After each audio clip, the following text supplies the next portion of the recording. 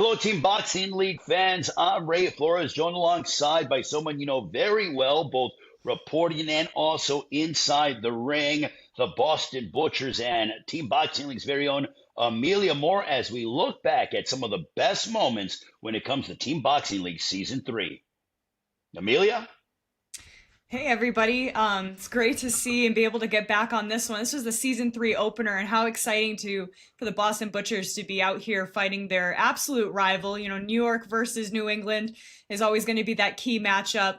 Excited to get back in the ring and just see how everybody stacks up. You know, looking back, I actually haven't watched my own fight from this yet, so this will be the first time looking back. Well, we are going to break it down. We're also going to be joined alongside by some special guests and get Amelia Moore's introspective look. What a season that we had when it came to Team Boxing League. And we now begin with how it all started back on the East Coast as we see the NYC Attitude, the team champions who were unbelievable. Amelia, what a run that they had. And it all began here on this very evening. Absolutely. Crazy run, Cinderella story. You know, they lost their first match to us in the season opener, and then the fact that they came all the way back. We're not supposed to be in the semifinals, coming into the playoffs, and then ended up sweeping the whole tournament. Well, one thing about it when it comes to Team Boxing League is that they will give you an opportunity to display your talent. And collectively, as a team, the NYC Attitude really blossomed at the right time. They were able to get into the playoffs in place of the Dallas Enforcers and talk about making some noise. But also, a team you know very well, the Boston Butchers, they made some noise during the course of Season 3. Yes, they did. Boston had a little bit of a tumultuous season 3. It was a few losses, and then they came in right at the end. And I believe they had something like 13 matchup, or excuse me, 13. They had 3 matchups in the matter of 15 days to be able to get into the playoffs. So they really rallied and they pushed hard on the gas to be able to make that playoff position. A lot of talent on this Boston Butchers team. When you look at obviously yourself, Rashidi Ellis, and there was a litany of talent that we saw blossom over the course of Season 3. And another thing that I love about Team Boxing League is that it gives fighters an opportunity. It keeps you active. It keeps you sharp. It puts you in high pressure situations, and it benefits you as you progress in your professional career. I couldn't agree more, Ray. I mean, just look at the opportunity that Raiko Santana had from the Phoenix Fury. He was actually in a prelims fight on the Canelo versus Crawford card. I mean, huge opportunity. He ended up stopping his opponent in the first round. I mean, he just came out so explosive. So, you know, there's something to be said about that quick start, which is not something you traditionally see or something you see on the traditional side of boxing.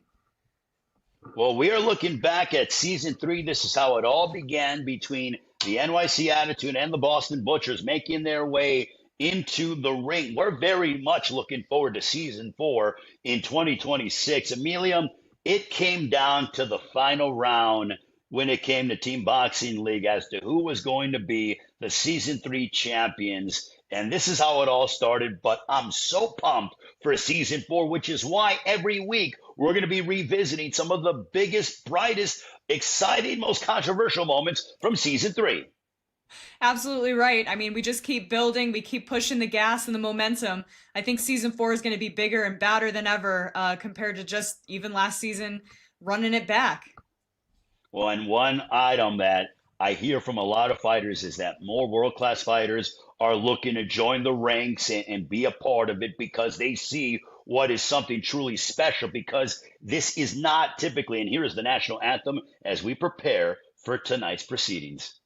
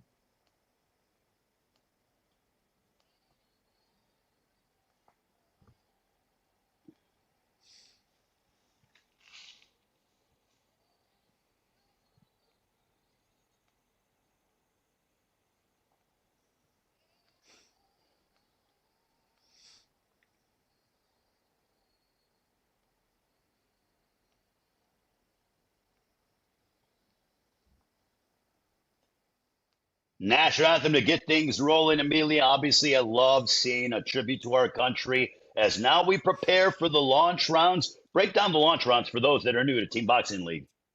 Absolutely. So our rounds, how it goes is going to be the first 8 rounds is going to be 3-minute rounds. Will be a different set of boxers. Every round will be a different change out. 3-minute rounds for the men and the women. You have your first set of 8 will be the launch, and then we have another set of 8 is the middle, and then the last set will be the money rounds to conclude a 24-round bout. In the event that there is a tie at the end, there could be swing rounds where an additional 2 fighters will come in order to break that tie. Amelia, as you're here with your teammates, you guys are obviously very focused indeed. What's going through your mind? What's the feeling like within the team? Yeah, I mean, it's competition, right? So we're pre-warmed up, national anthem rolls, and we know exactly what our order is. So having an idea of how to keep that engine revved to make sure that we go in a really prime state, I feel is a really important factor of when you're sitting back on the sidelines. And also, you're so engaged in what's happening. You're looking at your teammates in the ring, what's happening. Maybe you're calling out guidance. We really do listen to each other. I mean, you're sitting on the sidelines. You can hear your teammates calling out things that you may not be seeing or reacting to immediately. All right, here we go. We begin round 1. It is round 1 of 24 as we see Christina Cruz and Leah Lewandowski. When you're looking at Christina Cruz from an opponent standpoint, how do you assess her, Amelia? Well, I mean, Christina Cruz, super seasoned athlete, right? And we're talking a really decorated amateur. We know that she has a lot of ring experience. We know she's really long. And she likes to fight from the outside, and she's fairly slick. So I think that closing the distance is one of those big things and not getting caught with those long hooks. See, she likes to really reach and be able to use that, her length to her advantage. Well, and also for Leah Lewandowski, how much do you guys support each other? Because it is a team atmosphere, and you're trying to help your teammates succeed against NYC and Christina Cruz. So kind of an interesting side to that. This was actually the first time a lot of us had met Leah. We met her at weigh-ins the day before. She was a new addition to the team. We knew that she was a little bit green. So I think a lot of us there were several of us that really just tried to like bring her in and just be like, hey, like these are the things to be able to prep for.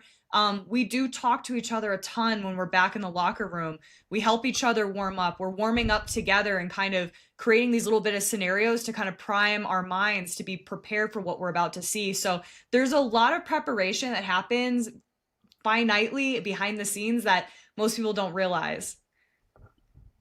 Well, and you got to love the fact that Boston and NYC getting it on to begin season 3 as we're looking back at this past season's Team Boxing League. Season 4 coming in 2024, bigger, better, and even more exciting than ever. But right now, Christina Cruz utilizing her amateur background experience, but Leah Lewandowski coming forward.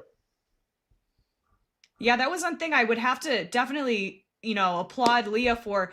She's tough. I mean, she was, taking a few shots. She would get one, but then she might take 1 or 2 back. So it was like taking and receiving. But she was always game. And you can see that she is still in the fight the entire time. She has a lot of heart. So, and it's that could wear somebody down. But Christina just being seasoned, she's handling it very well. Great slip and counter by Christina Cruz. Great uppercut. I feel like women don't throw enough uppercuts in fights. So love seeing that's always so exciting. And over the course of Team Boxing League, because it is only 3 minutes, you really have to push the pace. So it's very important to go out there and be aggressive from the outset. Couldn't agree more, Ray. Couldn't agree more. Yeah, you got to press the gas. It really it primes your mind, right? Like you have to be able to go in there. There's not a lot of feel out time, and that alone, that quick start, you have to be sharp, you have to be focused, and you have to be first. Final moments of round 1. Wow, what action that we saw there, Amelia, between Christina Cruz and Leah Lewandowski. Constant exchanges back and forth. And coming up now, we have round number 2 on the way here between NYC and Boston, two East Coast rivals matching up here on the East Coast. And you see the fans very much locked into the action between these two East Coast powerhouses. Enrique Leon and Irvin Gonzalez matching up. Amelia, your thoughts on this particular matchup? I think that I feel like Irving had a bit of a tough season last year, so him coming back out into this fight I know he was really trying to work on his mental game. And I think and really just kind of tighten up his defense, to be able to come out a little bit stronger. When NYC picked up round 1, Christina Cruz victorious in that round against Leah Lewandowski, so showcasing her pure boxing ability, which is something that we have seen over the course of her stellar amateur in the infancy of her pro career as well, Amelia. Absolutely. Leah herself has had a few fights since then, and has just been using that momentum and that knowledge that she's gained from so many different looks throughout this TCL season 3 to be able to really kind of just jump on a locomotive in her pro career. I think it's fair to say also, Amelia, that every fighter that competed with Team Boxing League, that they got infinitely better, and it was such a huge opportunity for them to springboard their pro careers. I mean, you're coming off of a victory over the last month, so I would, say that it helped you out as well. Absolutely. I mean, think about all the different looks that we get. You cannot pick and choose your opponent. You get thrown in, there's a different team. You're looking at talent from all across the nation, some from other countries. I mean, we had athletes coming in from a couple different countries, Mexico. We had some Cuban athletes. We had some athletes that had moved here that were national team in other countries in Europe. So you really are getting the opportunity to see very, very different looks, which you may not get on the traditional side. Your trajectory could be very much so controlled by the people who are trying to move you. So the amount of experience that you get from that exposure is just, it's invaluable. Well, Amelia, you mentioned about how there were fighters from, Diane DePestre from Las Vegas, Cuban. There were several Cuban fighters. There were fighters from Russia. There were fighters from Ukraine. There were fighters from literally all over the world. And I know that we are strictly focused right now in season 4 on the United States, but I could see a case where Team Boxing League is truly global because there are fighters from all over the globe that come and support and are part of these teams here in the United States. But I could see like a World Cup atmosphere kind of concept when it comes to Team Boxing League.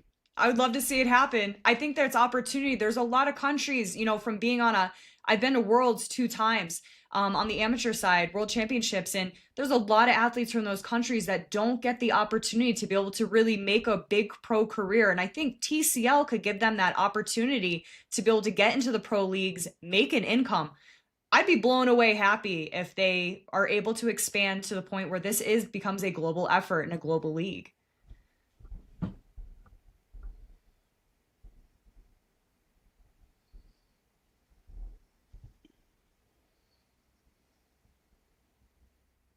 Absolutely agree with you, Amelia, and I'm loving just speaking to see about what is international going to athletes. We have Camila Panada, an Italian, she was on the Italian national first team. 2 rounds are and in then, the books. right now, currently Amelia, resides out in Mexico City, and trains there. So she's a very global persona herself. Coming up now, we have round 3 between Angela Release Lopez Mendez and Camila. Hold on, I'll get right back. Oh, we may have to roll it back real quick.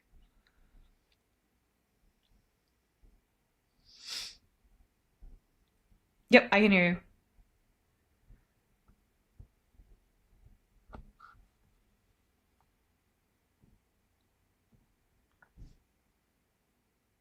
I think it is. I think it's low enough where you can still hear some of the action, but it kind of drowns out the commentators a little bit so that we can talk. Are we doing okay? Is this what you were hoping for? Okay.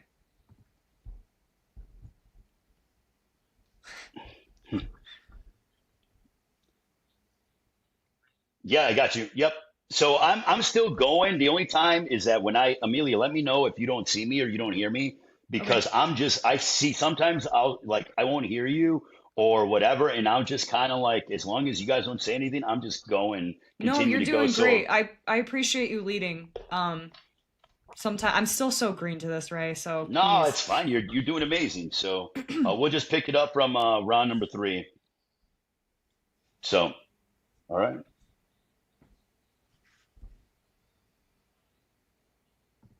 perfect. Everything's awesome. Yeah.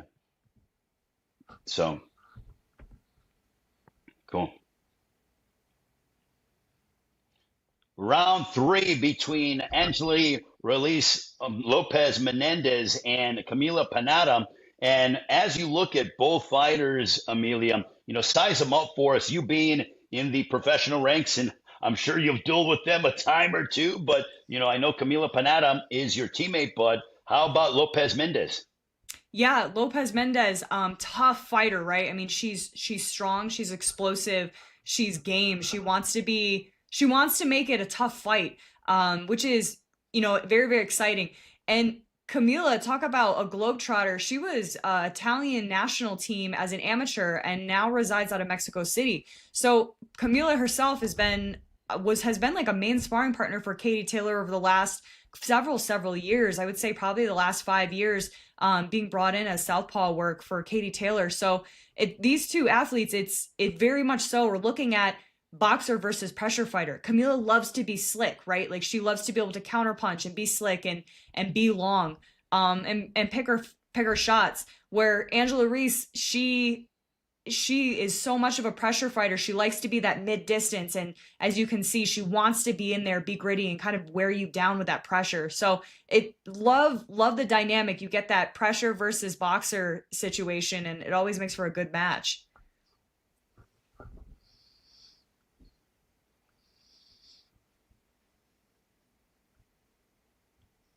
What what we know what we know about Team Boxing League is that there are no easy rounds whatsoever. You have to be at your world class best all the time because you are going to go up against some amazing top class competition.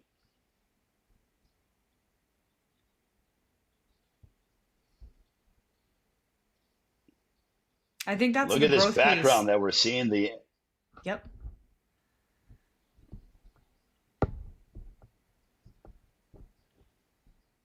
and Oh, Panetta nice really turn. isn't being faced by any of the punches by Lopez Mendez.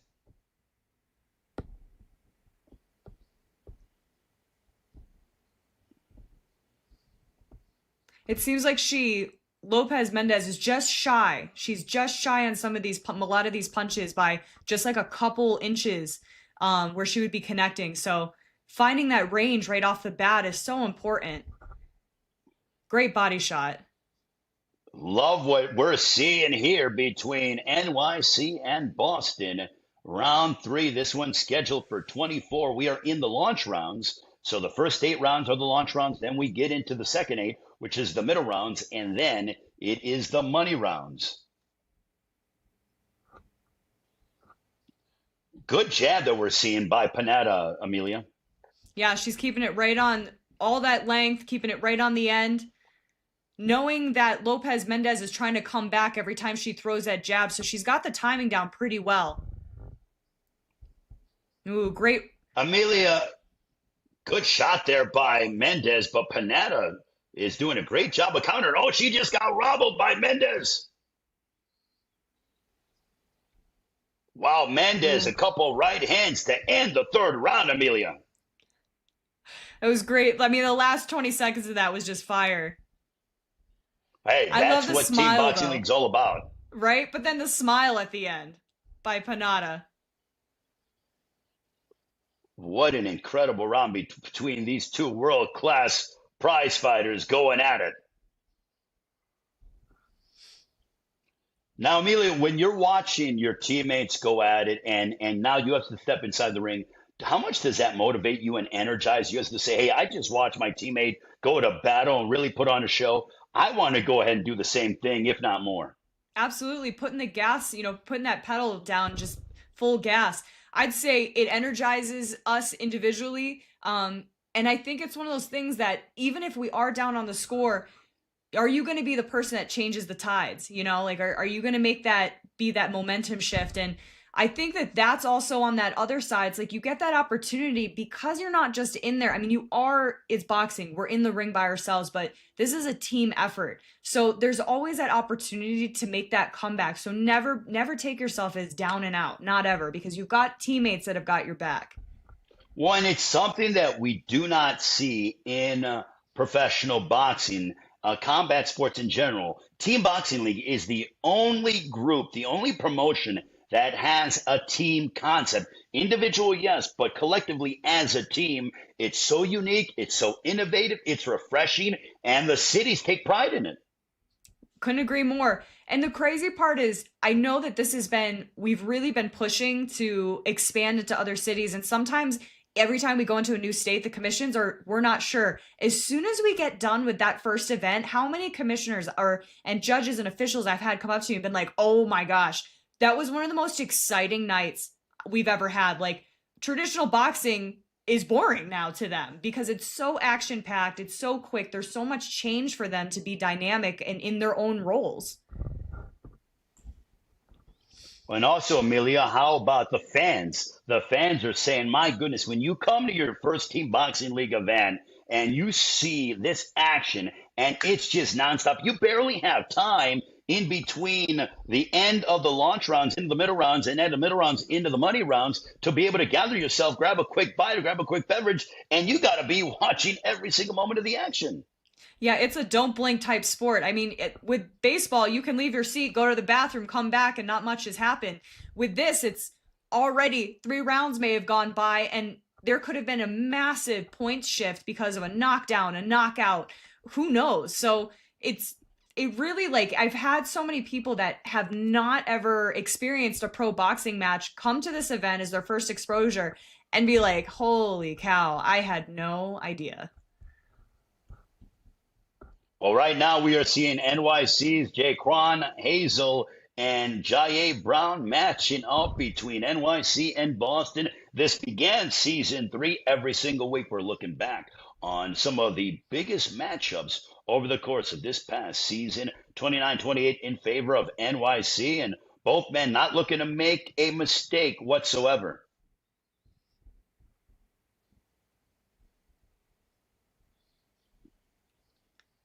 Oh, look at that sort of exchange there, Amelia. Just very twitchy, very twitchy. Jaye is a very twitchy fighter, trying to keep his opponent on edge, but it almost seems like Hazel himself is very similar. Trying to read each other's body language. Final moments of the 4th round as we look back at some of the action.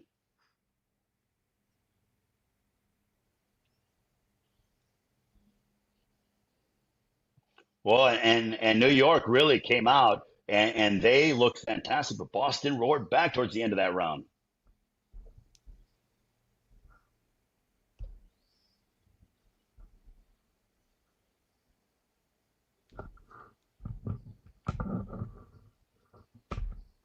What? And Amelia, here's a big round between Ryan Pino and Rashidi Ellis. This one is a very big matchup as both men leaders on their respective teams, as you know very well. Yeah, I was just about to say, we got the team captains teeing off on each other right now. Well, listen, this is a big matchup in this rivalry between NYC and Boston. Ryan Pino, who was very well accomplished, had quite a bit of success throughout the course of the season. Rashidi Ellis as well. And you know what, Amelia? We talk about how much this benefits your pro career. Rashidi Ellis defeated Javier Fortuna just a few weeks ago as he returned to the pro ranks. I mean, he just came off a really impressive win.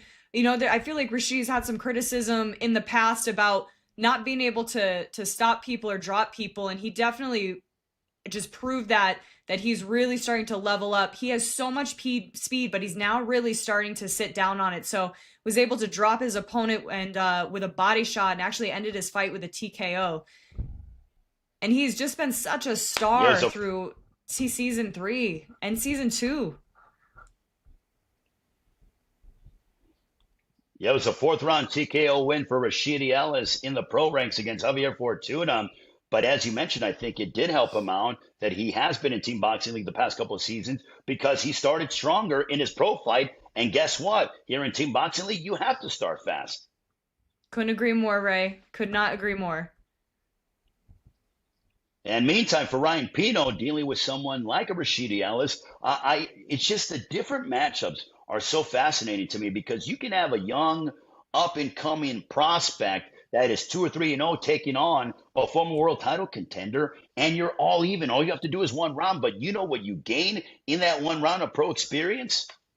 Yeah, and confidence. You're going in there. I think that's a lot of things is I've had so many conversations about people's records being padded and on the traditional side and as far as having very selective fights, and this really creates the confidence in these athletes, to be in the team boxing league and to see all this different looks and experience, and so that when they get the opportunities to be able to go for a world title or be in a contender spot, they're not only they're going to be able to capitalize on it, but they're going to be able to hold on to it because it's about longevity. Like TCL is such a great platform for creating, maybe some of those missing links and be able to give you this experience that you can take it over, transfer it, and just run. And both guys, in Rashidi Ellis and Ryan Pino, they're going after it and they're really sort of showcasing all their ability. We're seeing the theatrics from Ryan Pino, Rashidi Ellis, all about business, but Pino's very excited. Amelia, what we used to see and when it was in existence is when Showbox had this like litany of world champions and what they were able to do going on the show. To me, I think we are truly going to see the litany of world champions come from Team Boxing League because of the experience it gives you. Absolutely. And the opportunity financially, a lot of times we're creating a platform, not only that these athletes are getting more exposure, people are actually seeing their talent and they're seeing their talent tested on all of these different stages, against these athletes. So if someone were to take a risk on them, it's not a risk because you've seen them perform over and over again and be tested and tried through so many different scenarios. So I think you're right. I think we're going to start seeing this be a true pipeline into the pro ranks, even like a scouting potential. I mean, I saw plenty of managers show up at the events to be able to look at these athletes to potentially sign them. I mean, they would be sitting ringside. It was wild, and good for these athletes because, again, you get that exposure on TV, you get the opportunity to get paid, and maybe get an opportunity to have somebody else see you that you may not get afforded that in the traditional side right off the bat if you don't come from money or you didn't come from Team USA Olympic team or you weren't already prior scouted. So great opportunities there. Well, and right now we have round 6, this one in the middleweight division, Lasha Gergliani from NYC and Michael Fontanez out of Boston. But it is going to continue to be more and more in abundance because when you saw Raiko Santana go out there and do what he did in front of over 70,000 people on the Canelo Crawford undercard, everyone's like, where did this guy come from? Well, Team Boxing League. You saw Rashidi Ellis go on and Javier Fortuna 4th round TKO. Nobody does that to Fortuna. Where has he been? Team Boxing League. What you were able to do, just continuing to blossom and remain undefeated. Hey, what have you been doing recently? Team Boxing League. It's going to be a theme, and it's why you have to watch every single week because you never know what's going to happen. And I love this matchup between these two, Michael Fontanez and Lasha Gergliani. Both guys, I can't even believe that they make the middleweight limit, Amelia.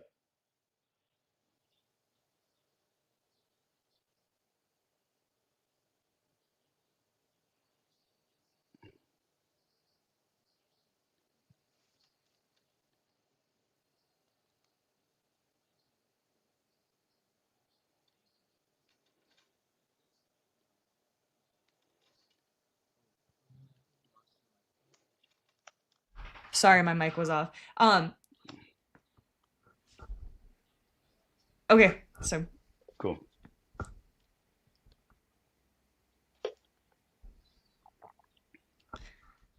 I mean, anytime you get in the ring with Lasha, you know that you're going right into a war. I mean, he is so game ready for and to be able to just bring the action to you.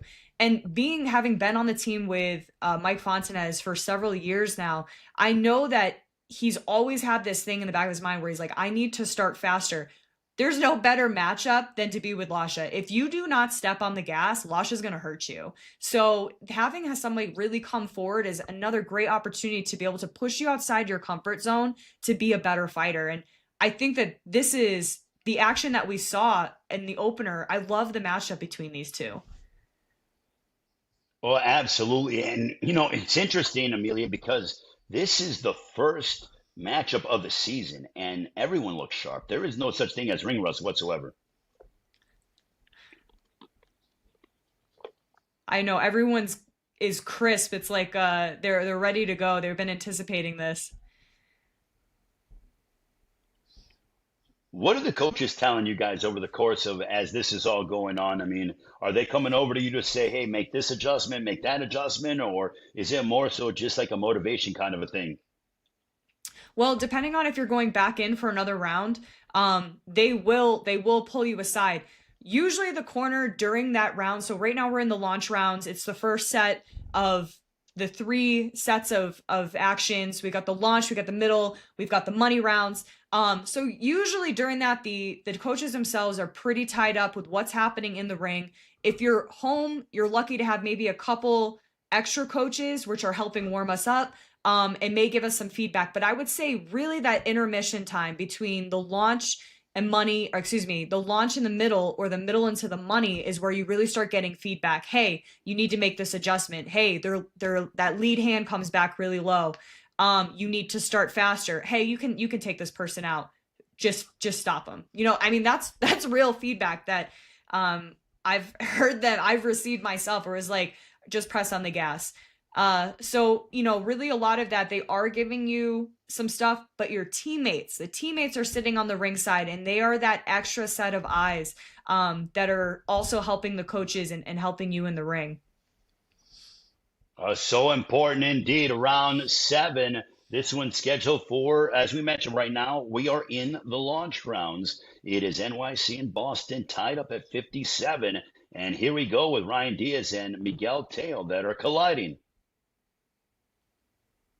I was excited for this season for Miguel Teo. He spent, I think he has, I don't want to say Honduras. And Amelia, how important is or it? maybe it's Nicaragua. He has heritage in one of those countries where he actually had spent some time down there on the national team. And man, I just felt like he grew so much from spending a whole summer in training camp with their national team. So I was excited to see what he had to offer coming into season 3. Well, and also one item that you have brought up is the various countries that these fighters come from, and they bring little things, little nuances that they, I'm sure, can benefit the team as you look ahead throughout the course of the regular season and into the playoffs. Yeah, whether that's warm-up tactics or just the style and flavor of how they fight. I mean, I think that boxing is such an interesting sport in that sense, because everywhere you go, there's a different style and a different flavor to each pocket or even each region of the United States. You know, how athletes fight out of Houston is not going to be how they fight out of New York, is not going to be how they fight out on the California coast. It's so different in signatures where they are. But then you go across the pond and you're looking at fighters from Ireland or Britain or, you know, Eastern Europe. Every country has their own flavor and style too. So bringing that in and whatever their experience is it just gives those athletes exposure that may not have been on their, you know, their national team for their respective countries. Also, how about the fact that, I mean, look, I know you're very humble, and I think that's amazing, but you were in camp with Terrence Crawford. And when you go with Boston and when you continue to compete, what you can bring from what you learned being with one of the world's, if not the world's best pound for pound fighter on the planet, before one of the biggest fights of all time against Canelo Alvarez. And man, it was such a crazy summer to be able to, kick it back with Crawford. Bud usually comes to Colorado and spends his camps here. So the last 2 summers I've been able to spend with him. And the last year I came back home, spent 2 weeks with him, went back out and had my first knockout in my TCL career. So yeah, I mean, we're taking some sort of gas with us when we're leaving big camps like that with athletes who are just incredibly talented, and whatever energy they're giving back to us. You cannot grow, you can't expect not to grow by when you're around people like that. Like it's like almost like osmosis. Well, you talk about knockouts. How about that knockout by Miguel Teo in round number 7 as we're looking back at it, Amelia? I was saying again, Teo, what did he bring? What was he going to be able to bring for the table? He had that experience. He is so strong. It's actually like shocking. It's like, where does it come from? Because I feel like he's still trying to find his body awareness just a little bit. There's some more fine tuning for Miguel. But man, he's strong. So strong. That was powerful. That's a big 10-8 round. 67-65, our final launch round before we get into the middle rounds. It is Quinton Sumter for Boston and Matthew Crest, heavyweights on display. And Q Sumter and Amelia, I love how for the most part, go for it. No, I like how we end with the heavyweights during the launch rounds more often than not. Oh, no, I couldn't agree more. It's like everyone always loves the heavyweight bouts, so might as well end it with a bang. And it really just engages the fans back. If there's any question, they're coming right back in to watch the end of that round.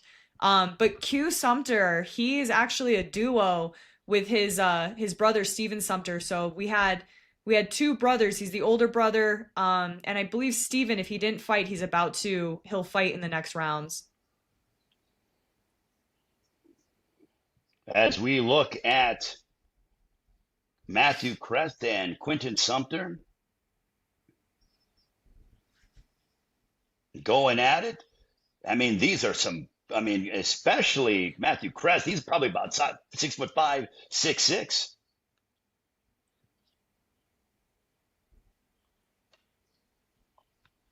Yeah, the big boys don't play. I mean, if it takes one punch to land in the heavyweights, and the whole tide shifts. It would be night. Good stiff jab there that we're seeing from Matthew Crest, and the right hand down the middle as Crest coming forward. But Quinton Sumter is very much up to the challenge.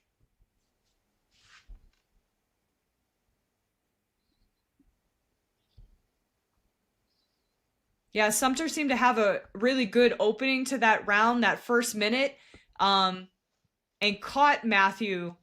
But it looks like, it's really about that pacing, and that you got to be able to, he just gave it back. But Matthew seems to be doing a good job keeping the pace and trying to walk him down a little bit.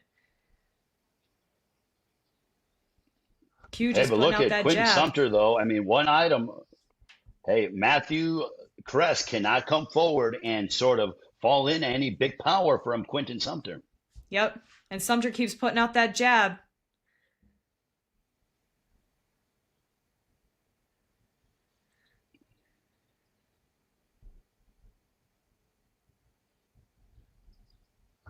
Well connected right hand there by Q Sumter.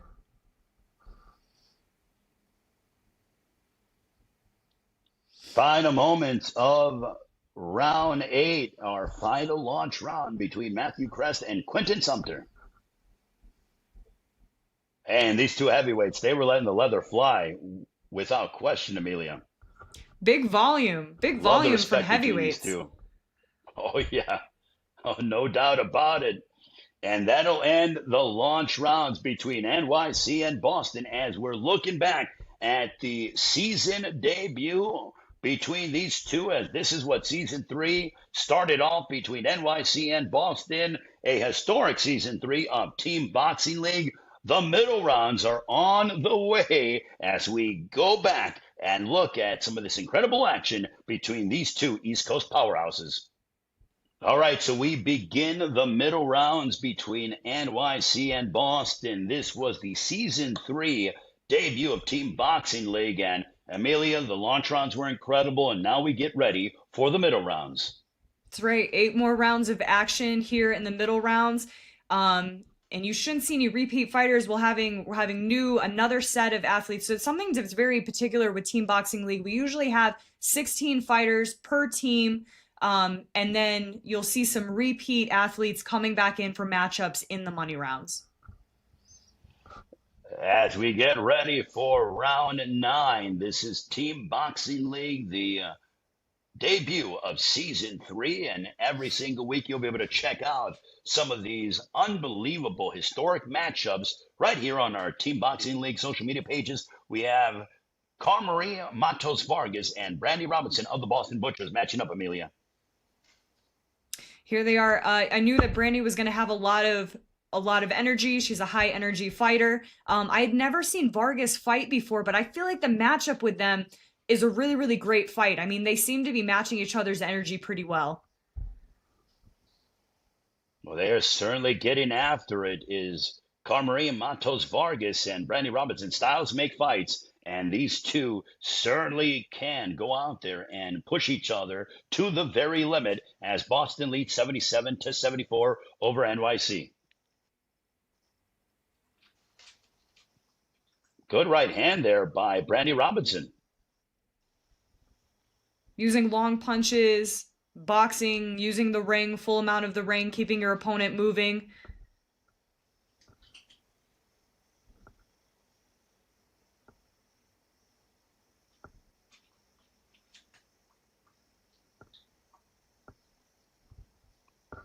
Well, nothing like being under the lights with everything on the line as we are now in the second half of this round. Amelia, do you kind of feel it in your mind that I'm like, okay, we're now in the second half of the round and I really need to pick it up?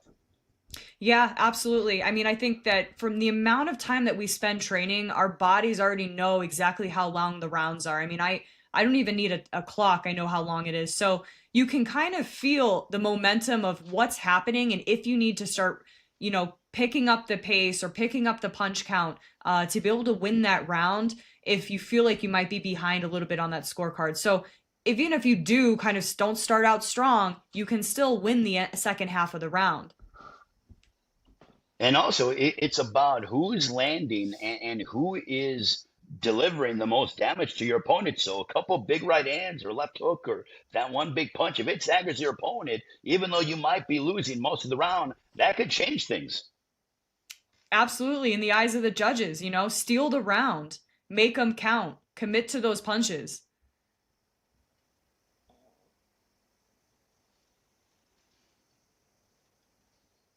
You get to see so many different styles. Well, look at these two fighters just go at it in Marie Matos Vargas and Boston's Brandy Robinson. But right now, Amelia, we are privileged to be joined alongside by one of the leaders of the NYC Attitude. He's going to be competing. We're going to watch him step inside the ring in NYC's Ryan Zemboteke. Ryan, how are you? And how has life been since we saw you guys capture Team Boxing League Championship gold back in Arizona? And right now, we are privileged to be joined alongside by one of the leaders of the NYC Attitude. The last time we saw him, he was raising TBL Championship gold as the NYC Attitude, the Season 3 champions, Ryan Zemboteke, just 20 years of age. Ryan, how has life been since you guys won another championship with Team Boxing League? How has life been, Ryan, for you after winning Team Boxing League championship? It felt great, from season 1 to season 3. Season 2 was a rocky hill, it's a rocky start, but we beat the season 2 champions, so now we're season 3 champions. So it felt great, honestly. Amelia, I know you have a question for Ryan Zemboteke. Yeah, Ryan, are you able to see this opening round for you of season 3? What is, from your perspective, how is that first fight, that opening debut fight for season 3 for you? What is that? Walk us through that. It was good. already prepared for it because I did season 2 as well, so it was nothing new to me. So you had a big knockdown here in your opening round that turned into a knockout.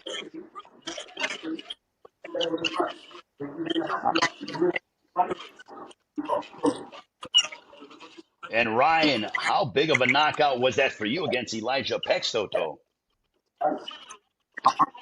I'm sorry, I can't hear you. I have the audio from the video playing, and people are talking over that. No, no worries. How big was that knockout for you over Elijah Pexoto? Oh, it was good. I felt good. It's what I trained for. Whatever I trained, it happened. So it was good. It was a good knockout. Thankfully, he got up and he kept going. That right hand is lethal for you, Ryan. Thank you. Thank you. Amelia? Yeah, I mean, came in, did business, handled business well, and I mean, you were a strong, fast starter, Ryan, and that's kind of, I feel like, speaks well to your seasoned, you're a seasoned TBL athlete. So, any thoughts? I have my perspective as an athlete. Any thoughts about what that's like, as opposed to being on the traditional pro side? Honestly, it felt good. I just came off from the amateurs. I've done season 2, so I was well prepared for this. I was prepared for this fast pace, so it was nothing new to me. It was good.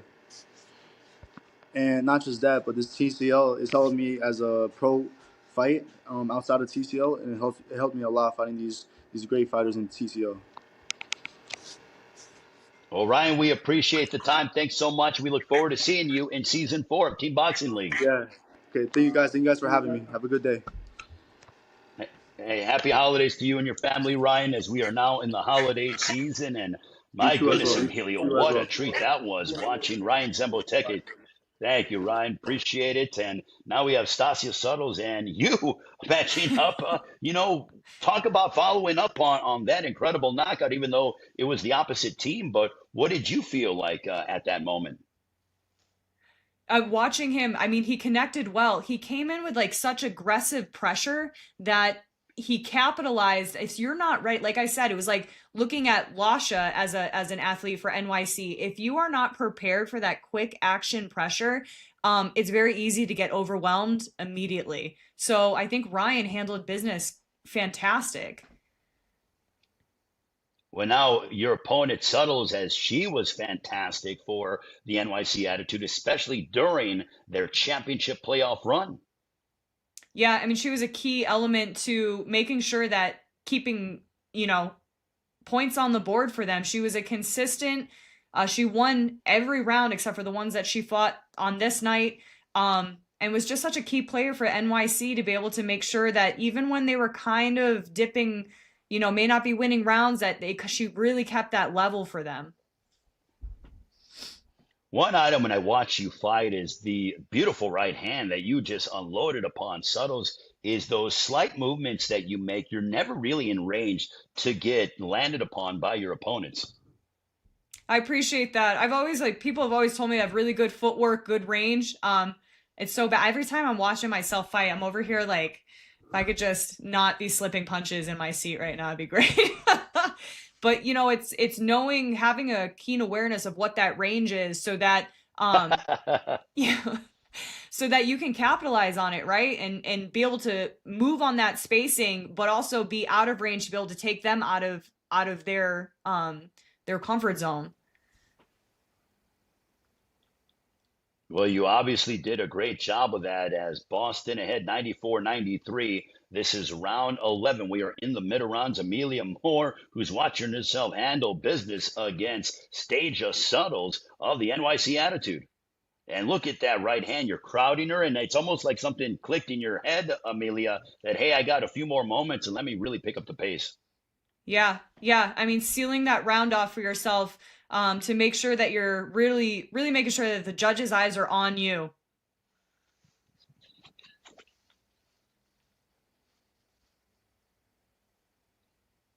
And that ends the 11th round. Amelia, were you very confident thinking, okay, there's no way I could have lost this round? Or is there always like, hey, you never know how the judges have it? Or, I mean, we have seen some not so good decisions being awarded, so to speak.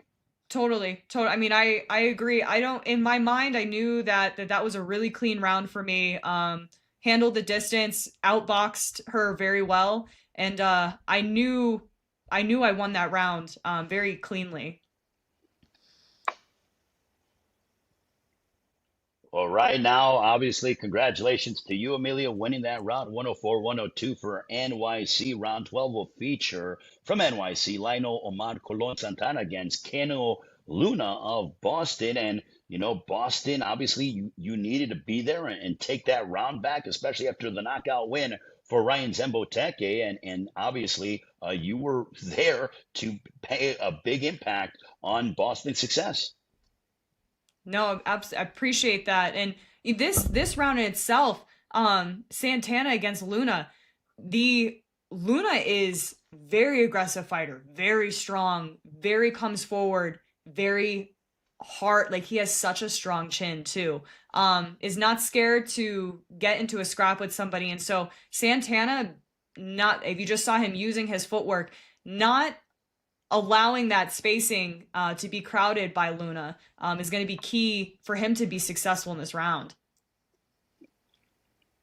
Well, Luna trying to keep himself away from Santana, and Santana's trying to crowd him, but it looks like Luna is waiting for that counterpunch opportunity. Now they are jockeying for positioning, but Amelia, something about NYC and Boston, when you guys match up, it's always a close and it comes down to the wire. Every time, big rivalry between the two cities, I swear. It's you just look at our sports teams alone, Red Sox versus Yankees. I think it's just in the blood. We're starting to see some body shots there. Look at that. Luna with a nice body shot to Santana.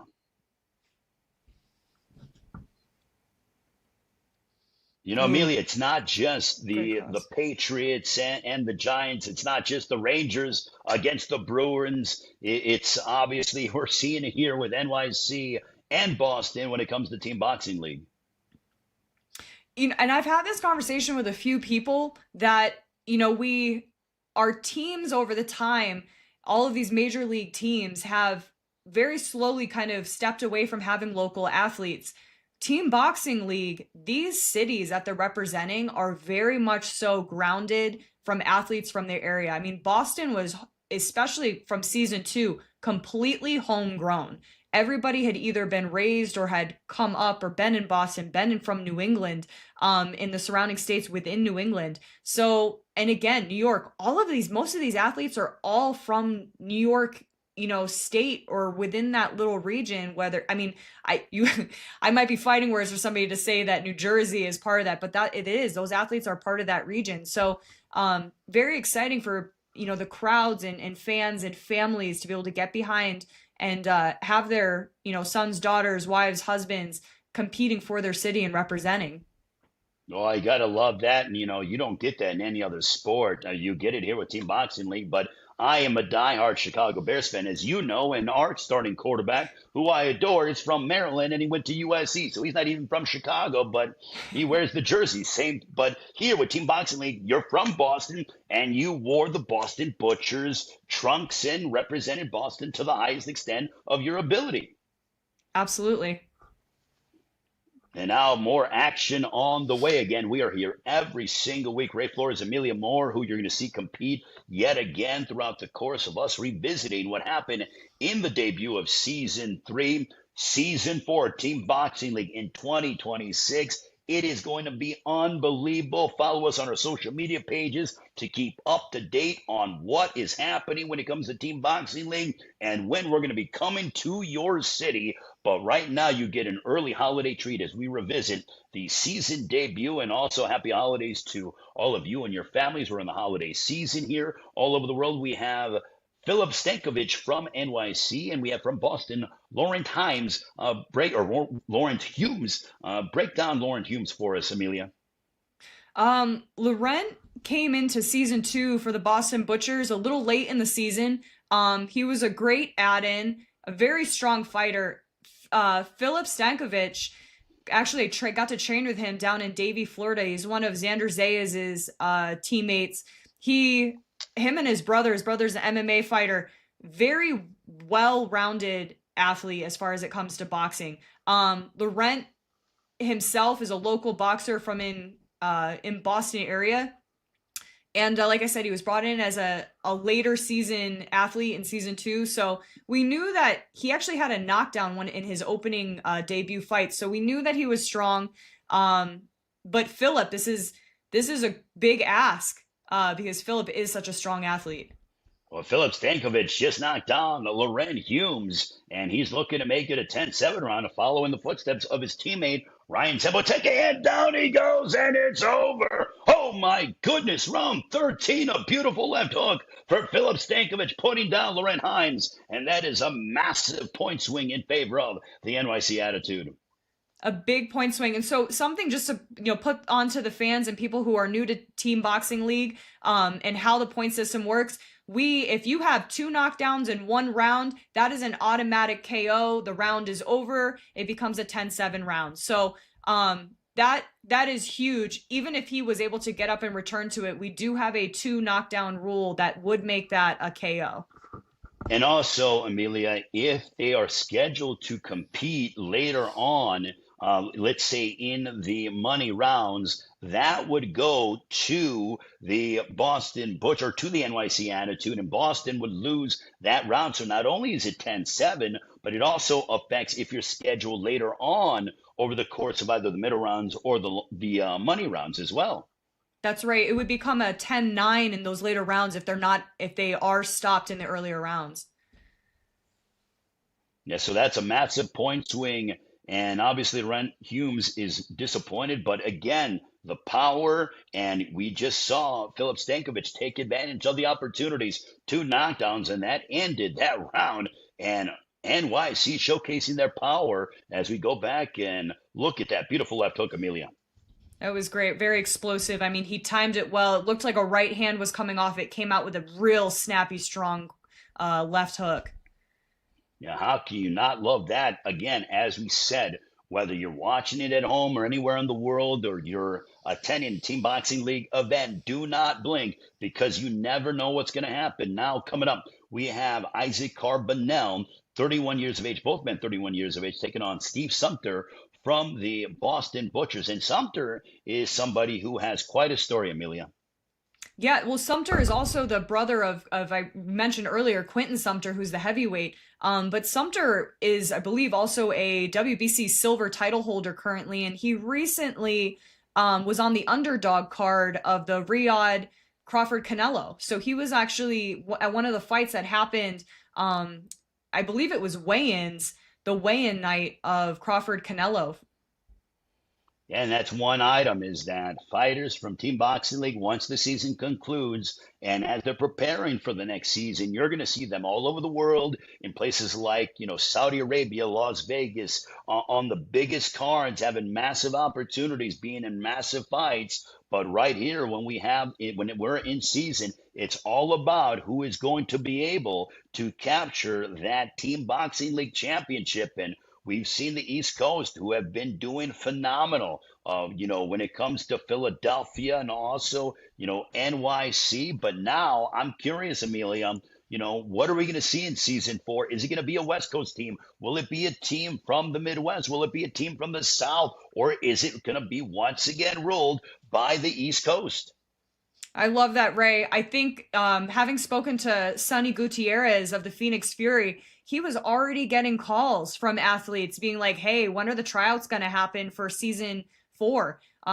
We'd love to join your team. We want to be with you guys. And so there is so much that's happening right now behind the scenes, and people who are really taking interest in the possibilities. So stay tuned, everybody. There will be information about tryouts for season 4. This is a great opportunity for exposure. You're going to get lots of experience and just pay that's worthwhile of your time. I think that's been one of the best blessings of Team Boxing League has brought to the traditional side, is athletes are really getting paid their worth, as opposed to taking fights because they just have to take fights. and they're demanding that they get paid fairly on the professional, the traditional pro side. So TBL is really pushing that standard higher and higher to demand athlete parity.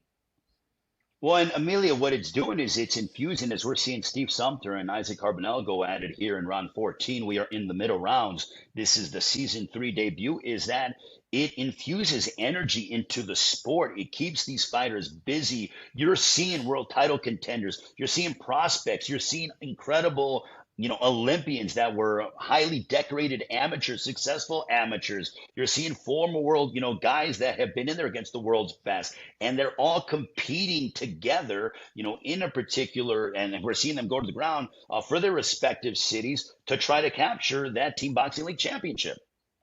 Yeah, I would say it really takes off that opportunity for ring rust to set in.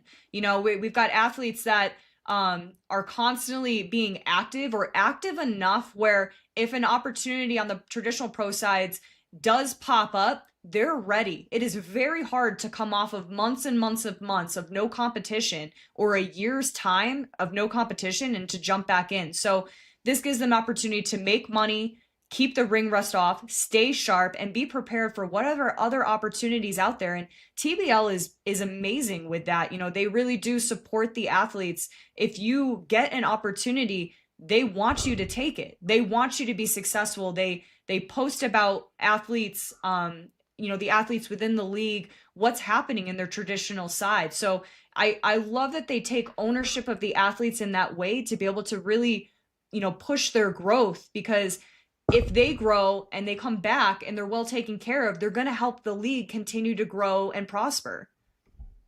Well, it is certainly growing, and every single season just continues to get bigger and better, and there's more excitement. And I'm very excited to see where we're going to go. You saw Miguel Teo successful earlier in the launch rounds, and now he's back here in round 15, and the momentum that Teo feels in this round, Amelia.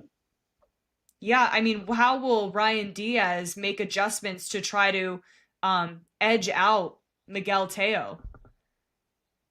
After being, I believe Teo dropped him in the earlier rounds. Yeah, and Ryan Diaz, the reason why he's able to compete, he's only down one time. So it's not like he suffered 2 knockdowns. So that's why we're seeing Ryan Diaz yet again against Miguel Teo. He was able to get up to his feet and was able to finish off the round. But you know that he has redemption on his mind against a hard-hitting Miguel Teo.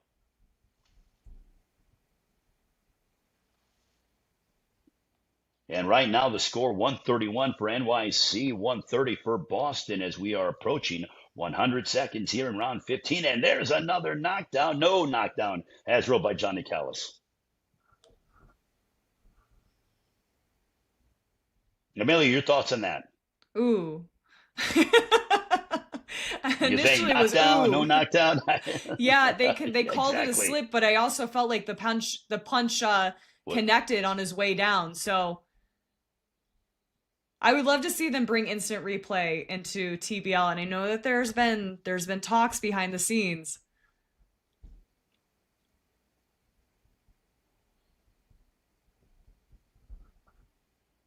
Well, I know that, Dewey Cooper and company, the competition team, working very hard to try to improve Team Boxing League, every single season. So I'm sure it's something that he is giving a nice long look at to see if he can implement it.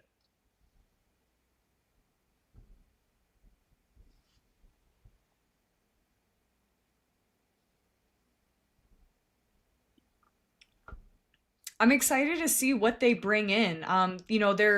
There's been other talks of, like I said, instant replay, also bringing in maybe sensors into the gloves. TBL is really not just with pay parity, but trying to reinvigorate the sport to create fairness, that we don't have controversial decisions on fights. And I really appreciate that. I love that they have the space to be able to cultivate some things that there have been controversies in the past that people may not enjoy boxing so much because of those controversies, and see if they're able to bring that into, and a big knockdown for Miguel Teo here.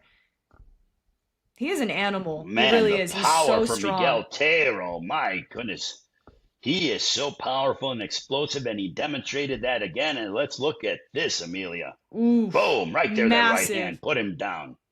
Massive, complete follow through. Huge right hand. Well done, though. He was so dynamic, and what about the energy that you felt on Boston? Watching your teammate go out there and get another knockdown.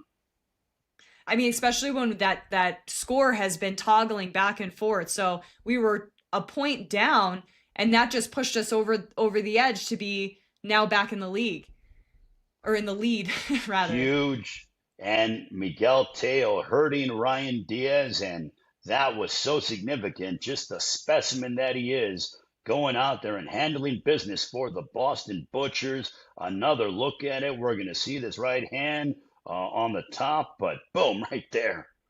That was a slip that was ruled, so not a knockdown. So that was earlier, but seeing that replay, I think that was a good call. Yeah, I agree. And Johnny Callis, the referee in charge, had to make a judgment call, and he did so, and it benefited him. But Miguel Teo did get the knockdown later on in the round.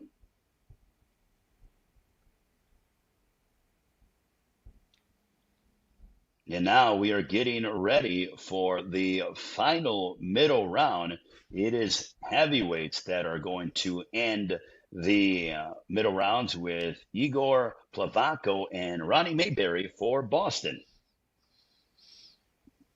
A 1-point edge for Amelia Moore's Boston Butchers. And I say that because she's, during the course of the money rounds, you're going to see her compete once again. I got one more round. And Amelia, was seeing Ronnie Mayberry stick out that jab, but Igor Plavaco looking to stalk and try to walk down Ronnie Mayberry. Yeah, not giving him any space, right, to breathe. So it looks like Mayberry wants to be able to stick and move a little bit, but Igor is just staying right on him, making him uncomfortable. And again, a quick Ronnie start, Mayberry, right? We only have one round. Well, especially when it comes to heavyweights, I mean, you have to go, and both men undefeated professionally.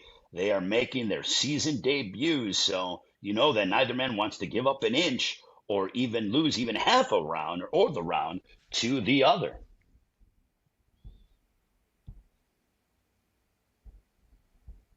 Good stiff jab there by Ronnie Mayberry as Igor Plavaco advancing forward, looking to throw right hand over the top. And if you're Boston, from your standpoint, Amelia, the ability to go out there and really make another statement and try to get a 2-point advantage as you head towards the money rounds. Yeah, or not trying to give that up. You want to be able to hold the line. I mean, we're exiting the middle rounds now.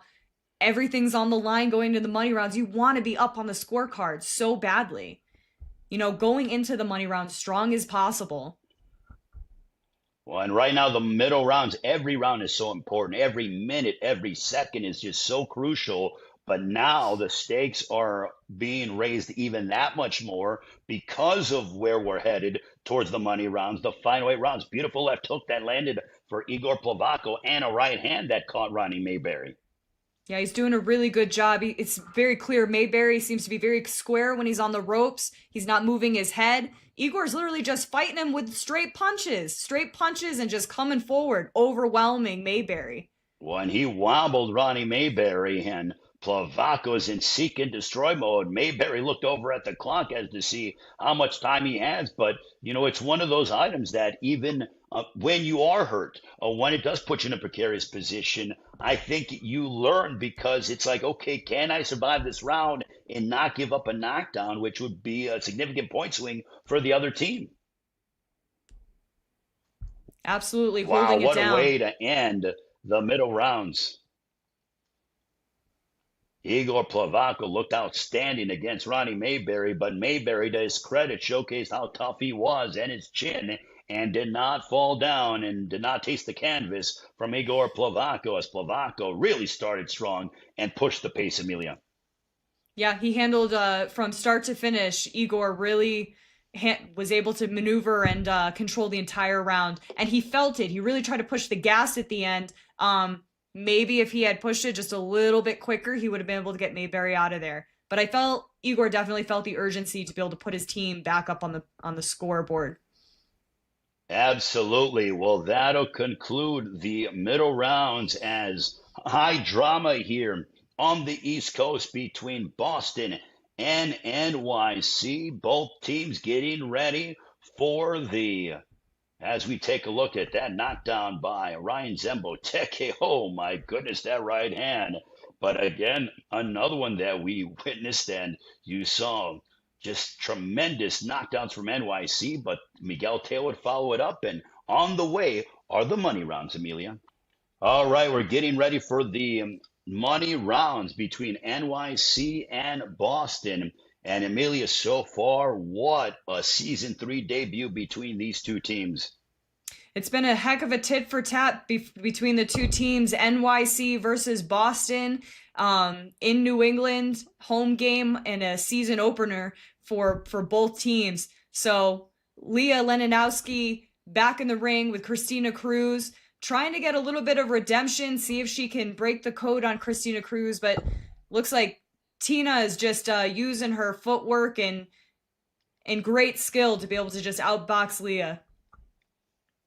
Well, there is so much on the line. We are even at 149 apiece. And look at Leah Lewandowski go right after Christina Cruz, Amelia. Yeah, she's trying to break her down with a little bit of pressure. I'm wondering if that's what the game plan was coming back from the coaches, working on that long jab, trying to just keep pressure on Tina. Well, Christina Cruz, 6-1 as a pro. This is her season debut. And look at that. She has an unorthodox sort of a stance there for a brief moment there, Yeah. Amelia. What was that? I don't know. It looked like she had the bow and arrow stretched out. Have you ever seen that? I mean, that was my first time seeing it. That's a first for me. Well, Christina Cruz is certainly a show woman as we are even at 149 apiece between Boston and NYC. Don't forget, season 4 of Team Boxing League in 2026 is really going to be one amazing ride. Dare I say it'll be a movie, and I cannot wait for the first season or for the first week of season 4 of Team Boxing League. Every season, Amelia, has gotten better and better, and season 4 will no doubt continue to raise the level. I'm excited too, and I couldn't agree more about that. Every single season has been exponential growth of this league and what they've done and the diversity of it. I'm so excited for the league itself. I'm excited for the athletes and the opportunities that they're being afforded along with that growth. So season 4 will be here quicker than we think. It's just a couple months away now. When right now, Christina Cruz boxing very well on the outside, but Leah Lewandowski's making her earn every bit of what she's earning. But look at the counterpunching there by Christina Cruz. Yeah, Tina's doing a good job of timing it. Leah comes forward, but as soon as she gets done with her exchange, she just drops her hands. Look at how low they are. So Tina's just coming right over the top with those hooks and overhands, capitalizing on those down hands. Beautiful body work by Christina Cruz, but a left hook there by Leah Lewandowski. And right now, here at 135 pounds, we're seeing that Leah Lewandowski trying to press the issue. And wow, what a way to begin the money rounds for Christina Cruz and Leah Lewandowski.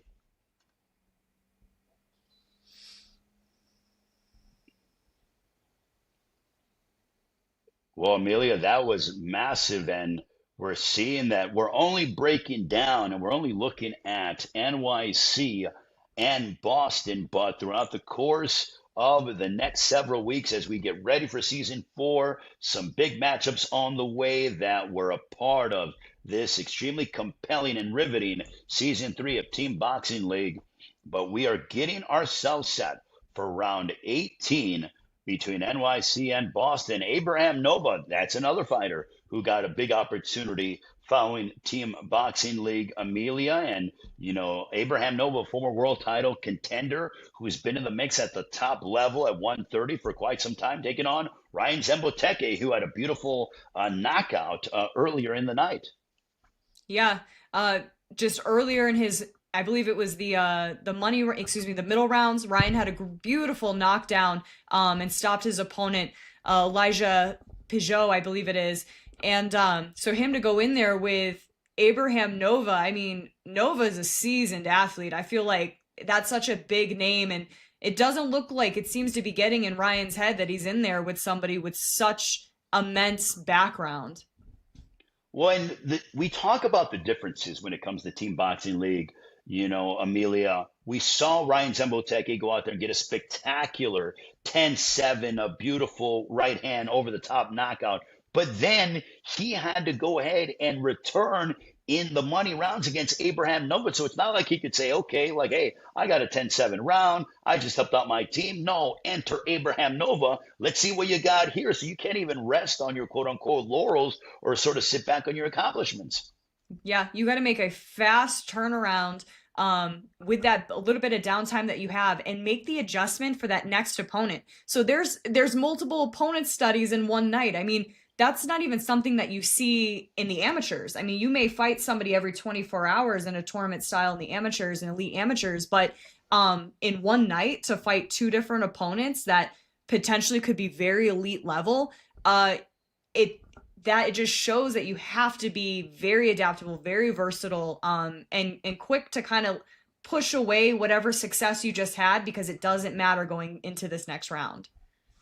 What does that do for you from a psychological standpoint, Amelia, when you're dealing with style to style, when you're having, the highest of highs, getting these massive wins, the knockout, but then you have to turn around and you still have to compete in yet another round, and your team is only either up or down by a point or two, one way or the other?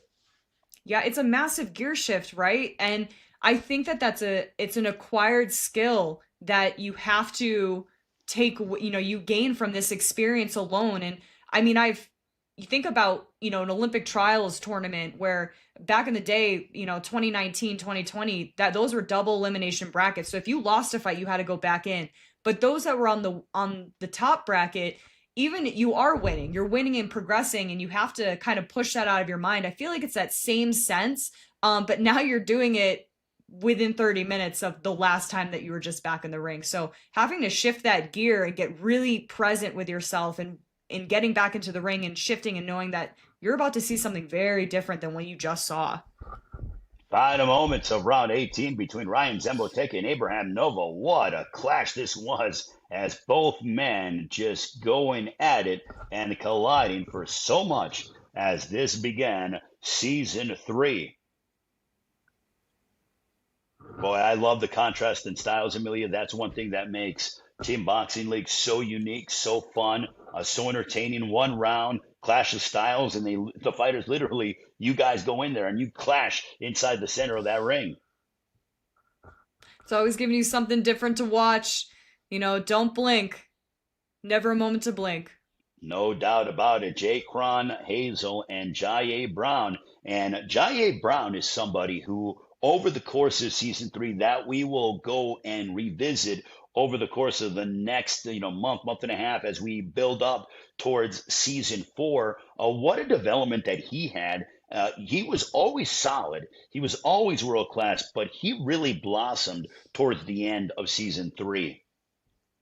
I could not agree more. He found his footing and confidence and really became like a pillar of strength and a point scorer for Boston. We saw some athletes kind of shift in Boston, trying to really fill those slots and be strong, but he really stepped up through each match that you see him in. He is a stablemate of Abraham Nova. I believe that they live together or live close by to each other. They train out of the same gym. He's kind of like, I feel like he's the prodigy or the mentee of Abraham Nova. And I really do see his growth of that relationship happening through his performances. Well, and right now we are seeing that, Jaquan Hazel, the southpaw, trying to give Jaye Brown a different look, but As we see, Jair Brown was 4-3 last season, 16-2 overall. Jaquan Hazel 2-0. So you have 16-2 in Jair Brown and 2-0 Jaquan Hazel. But when it comes to Team Boxing League, everybody's the same. They're on this, different teams, and off we go. And what a dynamic. We have a southpaw versus orthodox. We have a tall fighter against a fighter that, doesn't have that reach and height advantage. And it's going to be on Jay Brown to close that distance. And then on Hazel to be able to keep that distance and keep that outside position. So really, we just said it, let's say it over again. So many different styles, and you get to see just each round that comes in is going to be drastically different from the one that we just walked out of. And in no other form of competition do you get this kind of, experience. Do you get this opportunity? Because sparring is sparring, and it's obviously very important, but it's not under the TV lights. Here, you have to travel. Here, you're a part of a team. Here, you are in a great crowd, a passionate crowd. Here, you're on worldwide television. That's what Team Boxing League gives you the opportunity to be a part of. And every match matters, because how many teams do we see, Amelia, that either made the playoffs or didn't make the playoffs based on a round or two over the course of their season collectively? Yeah, really came down to the wire, having to pull in those swing rounds if they went in as a tiebreaker at the end of their money rounds. It really can come down to single point wins. Well, and how emblematic, and I don't want to sort of give away anything, but look at our season 3 championship that literally came down to the 24th and final round in Arizona. Yeah, 1 point. That is how thin the margin for error is. But another incredible money round that we were fortunate to enjoy yet again. Season 3 was so good, we got to revisit many of these tremendous matchups. And here's Stagia Suttles, who is stepping inside the ring against, look at that, a familiar face that we know quite well, our very own Amelia Moore. Is it interesting to be able to watch yourself, Amelia? I know we talked about it earlier, but what's that like for you?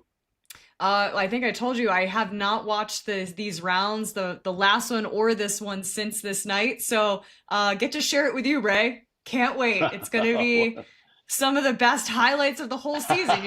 They said they wanted me in the opener. I showed up, and man, did I deliver.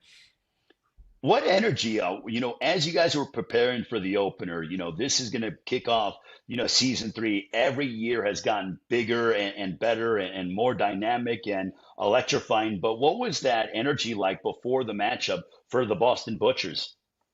Well, we had some new people on the team. The core team, some of us were there, some of us weren't. So we were prepared to go into this. But again, it was pulling some of those pieces in where I feel like New York, for the most part, they had a lot of their core team back from the year previous.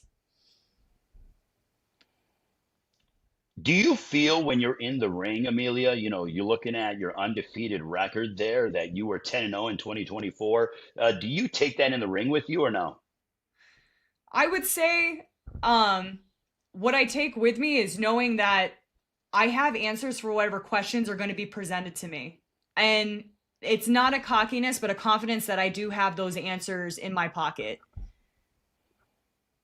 Is someone like Suttles, does she bring out the best in you? Because we always see that fighters, and we're seeing your nose a little bit bloody there, but that, when you're up against world-class competition and they push you, does that bring out the best in you? Well, Stacia and I were faced off in the Olympic trials in 2019 for the 2020 games.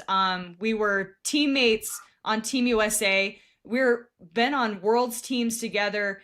I would say that, iron sharpens iron. That idea of there is a clear, clean difference between athletes that have extensive pedigrees in the amateurs that have had a ton of competition compared to those that don't. I think that the biggest thing you see is amateurs that have large pedigrees, they have straight punches. You have to have good head movement. Whereas a lot of times athletes that aren't primed and aren't brought up and have all that experience will be a little bit more wild. And it is just pouring out of my face right now.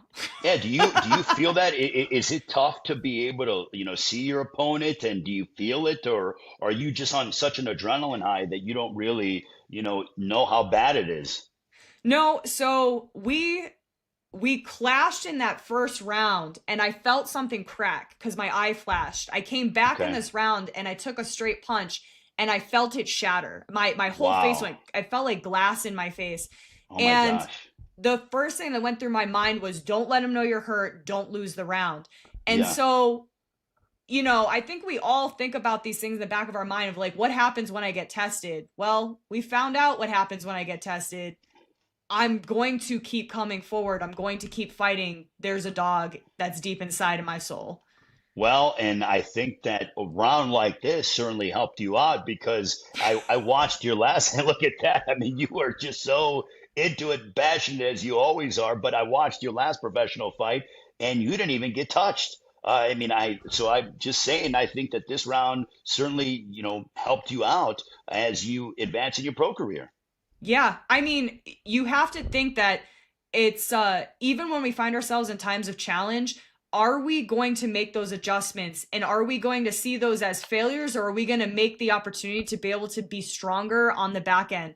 Let's tighten up our guard. Let's not square up. Let's use head movement after all of our punches. Let's change the tempo.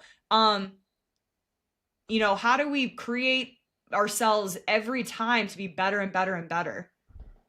Well, and you certainly did that. And my goodness, being able to have to deal with the blood and obviously the adversity that you were going through to be able to still come out on top. I mean, just goes to show you. I mean, as you see, you got the round to put your team ahead. So despite the adversity, you found a way to dig deep and get your hand raised.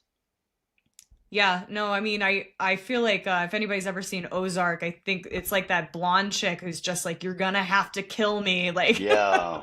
Ruth, you're talking sometimes like, about the legendary Ruth. yeah, Ruth, I love it. Yeah. It's one of those things where again, I think there's always that thought in the back of your mind, like, what happens when I really get tested and what does that look like? And when it happens, I don't think that it creates that space of, well, I know who I am now. Like I knew who I was before, but now it's without doubt. Well, and you left no doubt in the eyes of the judges, which is why you went undefeated on this very evening. You were 2 for 2. Brandy Robinson and Carmaria Vargas matching up as we are continuing with the money rounds. This is the season 3 debut of Team Boxing League. Every single week, we're revisiting some of the most compelling and exciting matchups as Boston on top 187 to NYC's 186. And there you see the Boston Butchers very much transfixed on what is happening inside the ring so far through the first half of this round. Amelia, what's your takeaway? Yeah, you can see that Vargas very much so is trying to corner Brandy Robinson. Brandy Robinson is a little unorthodox. She's very twitchy. She's very fast on her feet. And Vargas is trying to put pressure on her to get her to slow down. So we can see that some sort of adjustment happened, and Vargas wants this round. She's changed her tempo to see if she can break Brandy down. Well, in every round, even that much more. Every round is so important when it comes to Team Boxing League. But as we head towards the final 3 rounds, even that much more as the circumstances and the effects are raised. Good right hand there by Brandy Robinson. Literally, any swing of momentum can decide this round, Amelia. Yep. Yeah, I And mean, we're down to the wire. We're sitting on 1 point lead right now, and no mistakes can be made. I mean, you have to fight, maybe looking for those extra points, but you can't give them up. right now, we are, as they say, in the fourth quarter of this matchup, the final few rounds in the money rounds.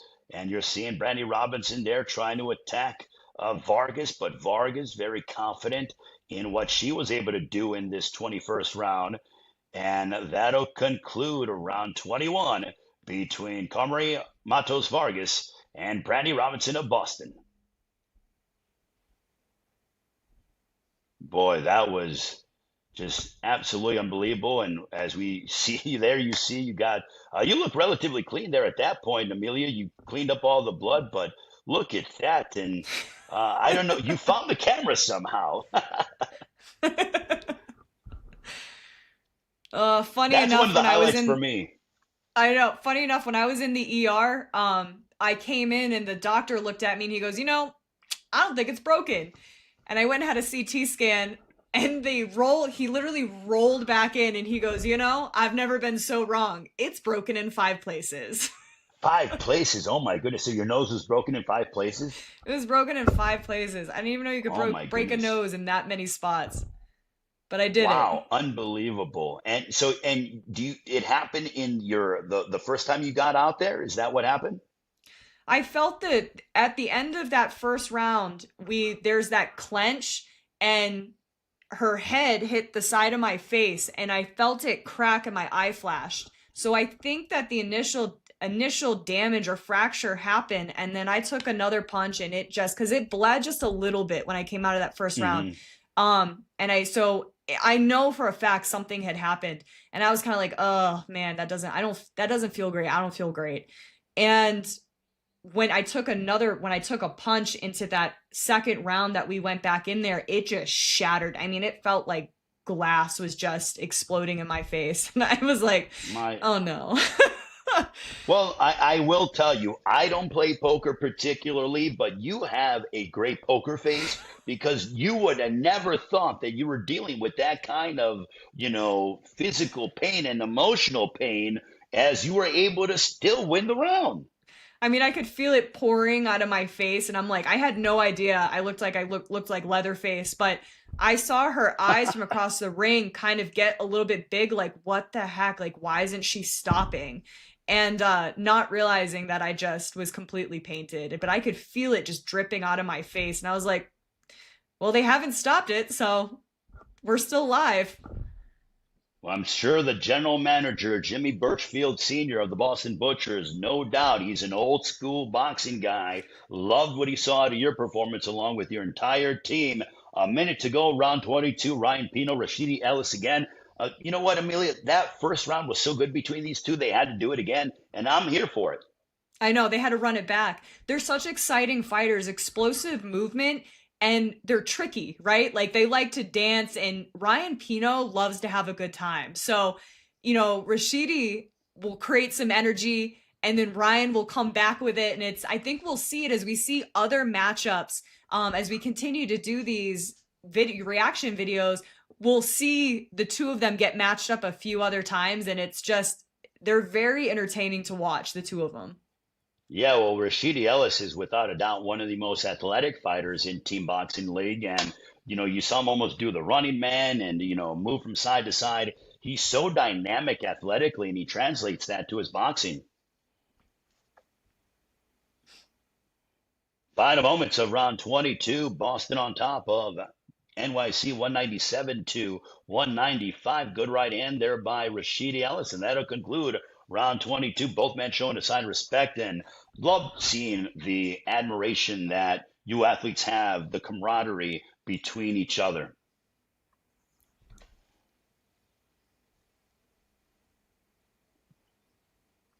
So it is round 23 on the way between NYC and Boston. And these two East Coast rivals, no matter what it is record wise, and this began the season, it's always going to be a close, down the wire kind of a matchup. And season 4 in 2026, be on the lookout for broadcast information for how to get your tickets because when we come to your town, when you come to your city, it is electric. It's just nonstop action from the first round all the way to the 24th round. You do not want to miss when Team Boxing League comes to your city. And check out the website and our social media pages as to where we're going to be in 2026. So, Boston, you guys have opened up a 3-point advantage over NYC, Amelia. Yep, never be too comfortable though, because anything can happen in this league. And, not to beat a dead horse, but don't blink. We now have a 3-point advantage, but anything could happen. We have 2 more rounds to go. Well, you mentioned about how Including this Lasha one. Gargliani, absolutely. But as we're seeing, as right now, Lasha Gargliani and Mike Fontanez going at it, we're seeing Gargliani just attack Mike Fontanez. Yeah, putting effort into every single punch, punching with intention, with like almost throwing himself out of position. If Mike could have timed that the way Lasha is overshooting some of those shots, it really could have caught Lasha off guard. But if Lasha lands any of those, devastating. Well, that's good night, as we say. And again, a 10-7 round would even up this matchup, and it would be a 24th and deciding round, as we all know too well.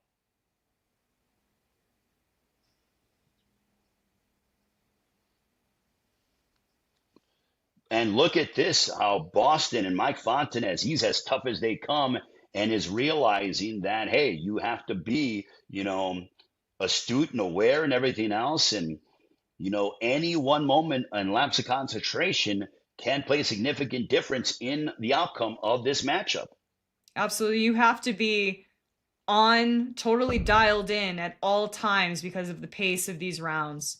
Locked in. And Amelia, with Team Boxing League, very similar to that of the NFL or college football, every game, every matchup is a must win. It's not like, okay, well, we had an off night, whatever, and it's okay to lose. No, it's not. Every matchup that you have is must win because it might determine whether or not you get into the playoffs or whether you don't, or whether you're the 1 seed or whether you're the 4 seed. Every matchup is so critically important. Yeah, I mean, that's such a fantastic point, Ray. Every team, depending on what happens that night, you are always fighting for position to be able to have the best seeding possible to go into the playoffs. This regular season, you can't have an off night, and it means something. The playoffs, that's additional money for the athletes. The farther you make it, there's bonuses that come with that. You don't want to put yourself in a position where that doesn't become an option. Yeah, the longer you go, the better it is for you financially, the more prestige it is for your city that you're representing. And also, round to round wise, it's a team sport, but you don't want to be the fighter that let your team down and may have cost you guys an opportunity to advance or might have been that determining factor. So I'm sure that you're dealing with that as well. Yeah. The pressure to perform in the best way possible.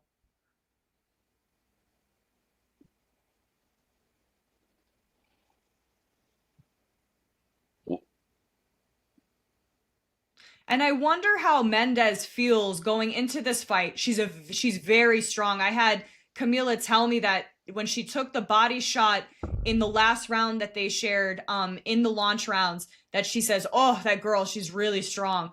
And I wonder if Mendez, I don't wonder. I know that she probably is feeling the weight of knowing that she has to get a knockdown to be able to push this into the swing rounds. This is what depends on. They need 2 points to be able to either push into the swing downs or an actual KO, TKO for the round to be stopped to be able to win right out. So, how is that affecting her performance? Well, when it comes to Angelis Lopez Menendez, she's got to really pick up the pace. So she needs this 10-8 round. She needs at least a knockdown to send this matchup into, a swing round in round 25.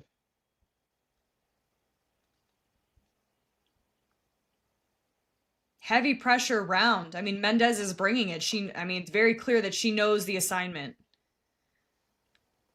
We are in the last half of this round between Angelis Lopez Menendez from NYC and Camila Panada of Boston. We are approaching a minute to go, and so far Panada still remaining upright. She's not gone down If she wins this round or if she remains upright and just loses via 10-9, that's a victory. So, Amelia, being in that position, if you're Panetta, are you trying to really go out there and win this round decisively? Or are you kind of like, my team's got it. As long as I don't get knocked down and take many chances, we're going to win this thing. What do you think her mindset is? And what's the team's overall mentality? Well, knowing Camila for as long as I have, she's a competitor all the way down to her toes. So she would never just try to ride something out. She wants to win decisively and be the, and to make it clear. So, even being in there, knowing that this girl is very strong, her Mendez is so strong. She's such a competitor. She's going to come to fight. Right now, final moments, and if Panetta remains upright, then it'll be Boston to capture this season 1 victory, or this week 1 victory of season 3. What a treat here between NYC and Boston as Boston, Amelia Moore's squad cements the victory. Amelia, what a toe-to-toe duel that we saw between these two East Coast behemoths. Absolutely, all the way down to the final bell. I mean, and gosh, Mendez with those body shots, just incredible. She's so strong there. And I hope she knows it's probably one of her strongest assets that she has. But being able to seal it out with 1 point and close out the debut season of season 3, I mean, felt really good to be able to do it at home. I know my team was really happy with that. And Jimmy Birchfield Sr., always happy to see his team on top. Well, how about this? It was the debut of what we're going to give you on a week-to-week basis here on our social media pages. We're going to review season 3 on a week-to-week basis during the holidays even. So this is week 1. We'll see you next week. And then we continue as we build up towards season 4 of Team Boxing League in 2026. Amelia, we're going to talk we were joined by Ryan Zemboteke. We appreciate him joining us. But coaches, fighters, members of Team Boxing League, we're going to have them and join. As you see Boston, you guys pull out the win, 225 to over NYC 224. But over the course of the next several months, we're going to review this incredible season 3. And Amelia, it's just sort of reminding us how special season 3 was. But guess what? Season 4 is going to be even that much more special. Can't wait. You guys, please join us every week. It's going to be Ray and I on here breaking it down. Again, having beautiful features and guests to come on and analyze their fights or their team's fights. Again, just being able to replay some of these massive moments and get the momentum as we start cruising in, closing out 2025 in season 3 and getting ready to march right into 2026 for season 4. Also, on our social media pages, on Team Boxing League social media pages, tell us in the comments on Instagram, on X, on Facebook, what matchups that you want to see from season 3, because guess what? What you ask for, we will give you, and we will talk about it. Fighters, coaches, trainers, it doesn't matter. Tell us who you want to hear from, and we will give it to you as we see the post-fight awards that we are going to let happen. Amelia, closing comments as Boston victorious over NYC. No, great night. I'm so glad to have been sharing this debut reaction video with you, Ray. Can't wait to do many more. And just be able to sit here and watch so many great fights. It's like an education every time I sit down and get to be able to look into the ring. Well, I learned a lot from you, partner. Always great seeing you. Always great talking with you. Look forward to next week as this is an early holiday treat for all the fight fans around the world. Team Boxing League revisiting season 3 on a week-to-week basis here on our social media pages. On behalf of Amelia Moore, I'm Ray Flores. The final score, Boston 225, NYC 224. We'll talk to you next week with another incredible matchup from season 3 of Team Boxing League. Don't forget, season 4 of Team Boxing League